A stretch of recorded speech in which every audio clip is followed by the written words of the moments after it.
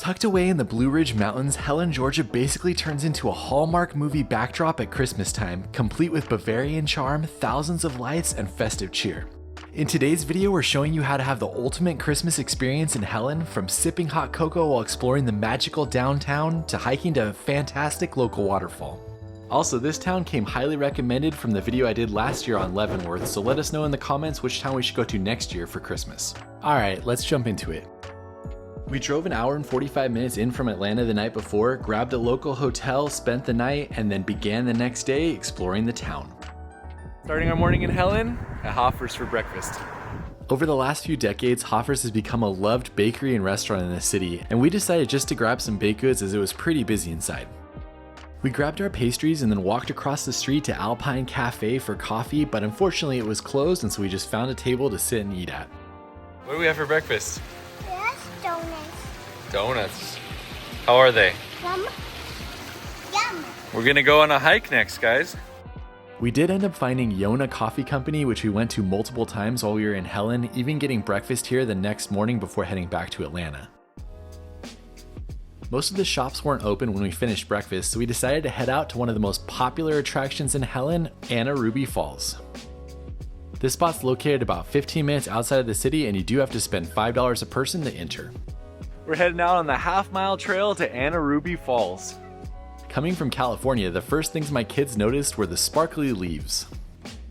This is a sparkly leaf. What does it have on it? Ice. Wow, and it makes it sparkle? Let me see. Ooh, it looks like a Christmas ornament.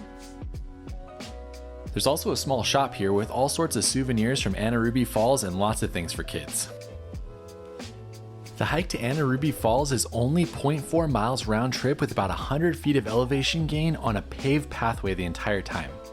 While it can be a little steep in sections, I did see people in motorized wheelchairs doing the trail, and my kids did the entire trail themselves without being carried.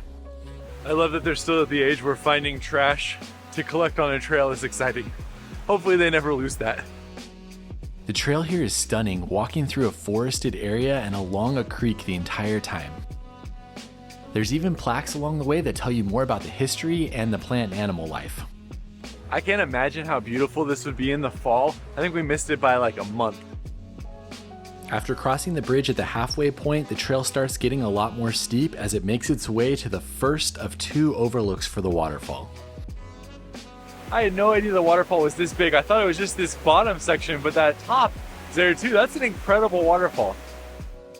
Heading around on the bridge to the second viewpoint, and you'll get an incredible view of both sides of the falls. The left side is about 150 feet in its two drops, and the right side is about 50 feet in its drop. I hadn't done a lot of research beforehand, and I had no idea that the waterfall was going to be this incredible. Be sure to give yourself some time to just sit and relax and take this one in. We spent about 30 minutes here, and we could have easily spent longer. How many out of 10 is it?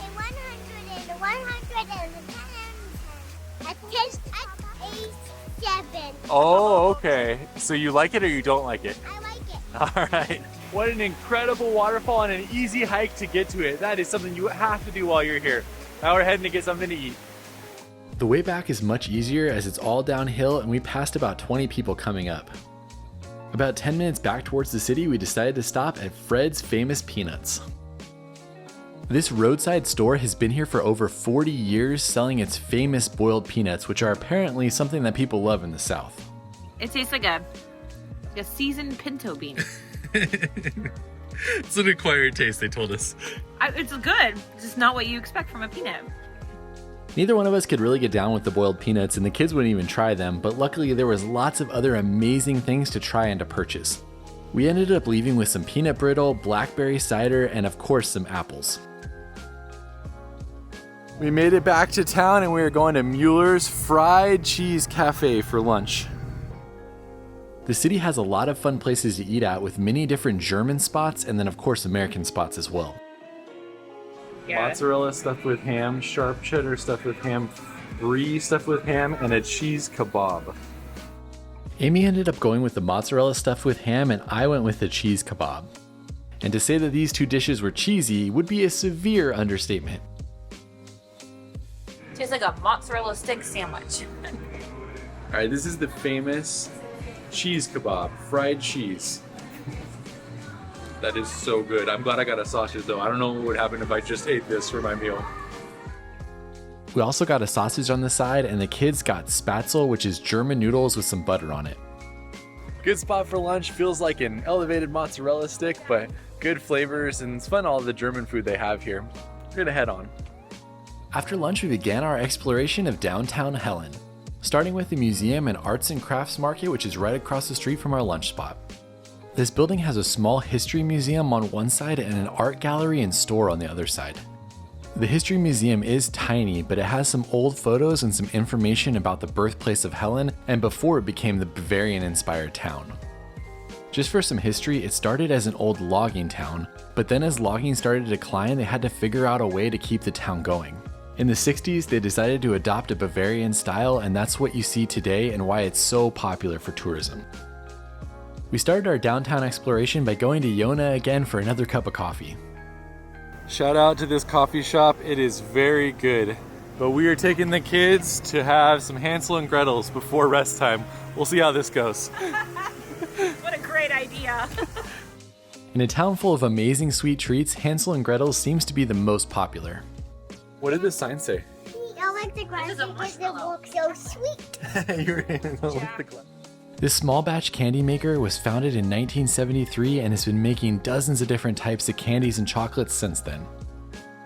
Literally every time we went by there was a line, and when I asked what the most popular thing was, they said, "From which case?"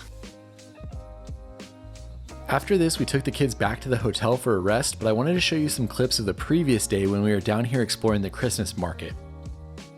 The Helen Christmas market usually takes place on the first 2 weekends in December, but check the dates if you're going. Honestly, I thought this would be more like a European Christmas market or the ones you'd see in Chicago and New York. Say Merry Christmas! Merry Christmas! But it felt more like a traditional farmer's market to me, with lots of different people selling their own arts and crafts. There were a lot of vendors in the downtown square, and then when you crossed the street and went up into the park, there were more vendors up there. Honestly, we had a great time walking around and seeing everything. I just wish it would have been a little bit more festive with the things that were on sale, and I wouldn't plan my entire trip to Helen around getting to one of the market days, as any day in this city is going to be incredible during the Christmas season. Alright, back to our perfect day in Helen. When the kids woke up, we headed to Betty's Country Store. Betty's was founded in 1973, and even though it's basically just a grocery store, I loved stopping there and walking around. They sell lots of homemade goods from people in the local area, and just walking in feels like you've gone back in time to a country store. It's so cool to see this massive spot, as the original building was right across the street and was only 800 square feet. If you have the time, pop in, grab some candy or a souvenir, and just check it out for yourself. What are we doing right now, Sunny? Going on the Georgia Mountain Coaster. Everybody's awake from their nap or lack thereof, and we're riding the coaster. As one of the newer additions to the town of Helen, this spot was opened in 2019 and has become a loved attraction since then. Kids over 38 inches can ride with adults, and it is pricey as it costs $17 for adults and $10 for kids. The best part though is that you can get your second ride for half off that same day. The ride starts by taking about 5 minutes to pull you up to the top of the hill to start your slide. Here we go! Gotta go fast! Once you reach the top, it's up to you how fast you want to go down the mountain. You put your hands on the brakes on both sides, and if you push them forward, you'll continue to go fast, and if you let off of them, you'll start to brake.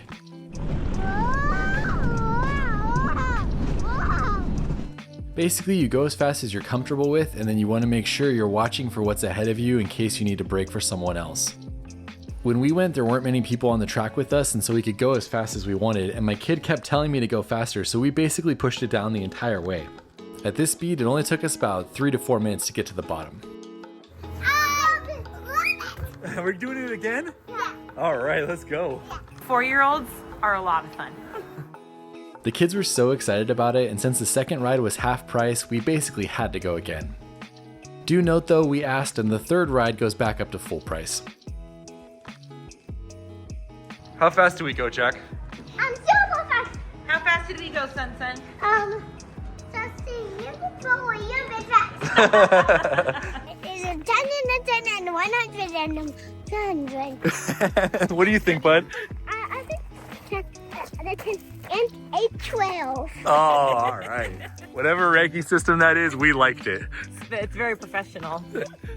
For dinner, we headed back in town to go to Cowboys and Angels, and there is free parking outside of the restaurant if you can get it, but good luck with that on a busy holiday weekend. For dinner, we have two options for you depending on whether you want American food or German food. First up, for American food, Cowboys and Angels is a great place to get a good burger. Definitely start the meal with the cowboy caviar appetizer, and then both Amy and I got the burger that had caramelized peaches on it. Cheers. It's a good burger. Cheers, phone. Cheers, phone. Cheers, phone. Cheers. They also have live music here many days of the week as well. If you're looking for German food, then I recommend walking through the town and taking the bridge over the Chattahoochee River to go to Bodensee. This is one of the most loved German restaurants in town, and I was told that the chefs here actually spent some time in Germany where they learned how to cook. Then when they moved back to the United States, they said they were bringing old world Germany with them with the food they created here. We ended up going with a sampler platter for two so we could try a little bit of everything, and then Amy got the Glühwein, which is one of our favorite things to drink each Christmas, and it's like a spiced wine. Ooh, it's like a warm hug. How's your water? So good. I love it. Bye. The sampler platter came with 5 different meats, of which I can only pronounce the garlic wurst and the pork schnitzel. Then it was served with some of the most popular sides, which included spatzel, sauerkraut, red cabbage, and potato salad. Each of the different meats were topped with their respective gravies. And then the kids got a spatzel with cheese on it, and it became one of their favorites. It was definitely like an upscale mac and cheese. That place was really good. The sampler was the way to do it, so you could try a little bit of everything. I liked the smoked pork and the spatzel, especially the one with cheese for kids. I like the pork schnitzel. Let's go see some lights. After dinner, the last order of business was to explore the Christmas lights. Of course, the best way to experience lights is to stop by the hot cocoa stand and get some to go. Cheers, camera. How is it? Cheers, camera. The downtown area is very walkable, and I would say it's not longer than a half mile with all of the lights. We spent both nights that we were there going down and just walking around and exploring as much as we possibly could.